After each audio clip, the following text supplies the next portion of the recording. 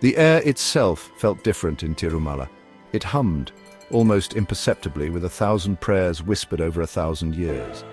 This high in the hills, the sun seemed closer, gilding the temple's golden roof as if blessing it anew each day. Stone worn smooth by countless pilgrims' feet marked the path Priyanka Chopra and her friends now trod.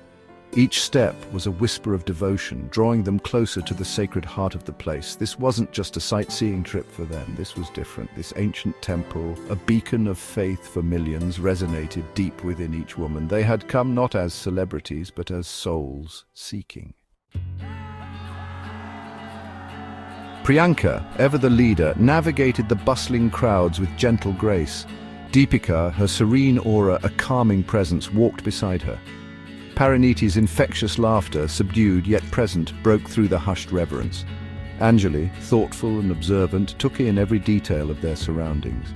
They moved as one, this quartet of friends, bound not just by shared history and laughter, but by something deeper, a shared yearning for something more, something that transcended the glitz and glamour of their everyday lives.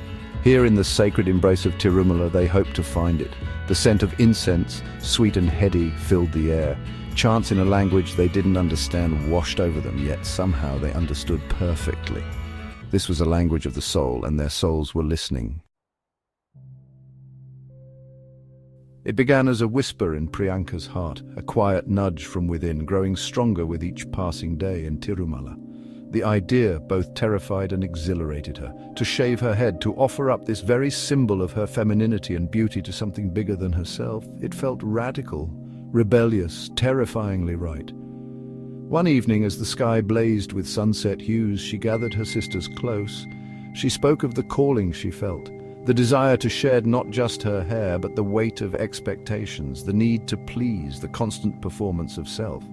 Deepika, ever intuitive, already knew. Parineti, tears welling in her eyes, embraced her without a word. Anjali, ever practical, simply nodded, a small smile playing on her lips. Their support, unwavering and absolute, solidified Priyanka's resolve. This was no impulsive act of rebellion, but a carefully considered act of devotion, a stripping bare of the self to stand vulnerable and true before the divine. The tonsure ceremony was deeply personal, yet shared, one by one.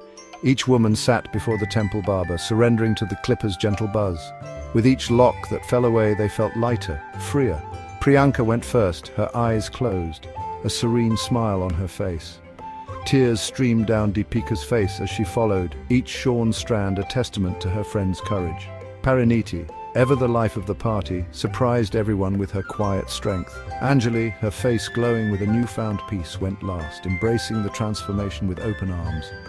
It was more than just hair that fell to the floor that day. Years of insecurities, doubts, and the need for external validation was shed alongside it. They emerged heads held high, not as diminished versions of themselves, but as something truer, bolder, more beautiful than before.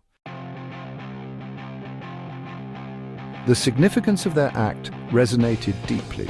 In a society obsessed with superficial beauty, they had chosen to embrace a different kind of beauty, one that transcended the physical, that spoke of inner strength and conviction. Their solidarity was a powerful message.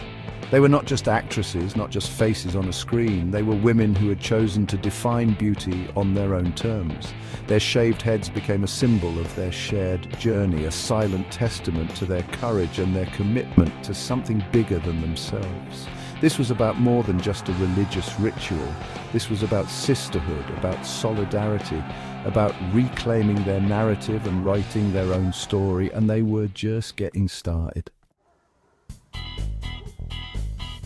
The world saw their shaved heads. What they didn't see was the lightness in their steps, the radiance that seemed to emanate from within. The freedom they felt was palpable, infectious. Priyanka found a new stillness within herself, a quiet confidence that had nothing to do with her appearance and everything to do with the woman she was becoming. Deepika's already serene aura seemed amplified, her inner peace shining brighter than ever. Parineti's laughter, if possible, became even more joyful, her spirit unbound. Anjali moved with a quiet grace, her eyes reflecting a deep sense of contentment. They had taken a leap of faith, and on the other side they had found not emptiness, but a fullness they had never known before, a fullness of spirit, of self-love, of acceptance.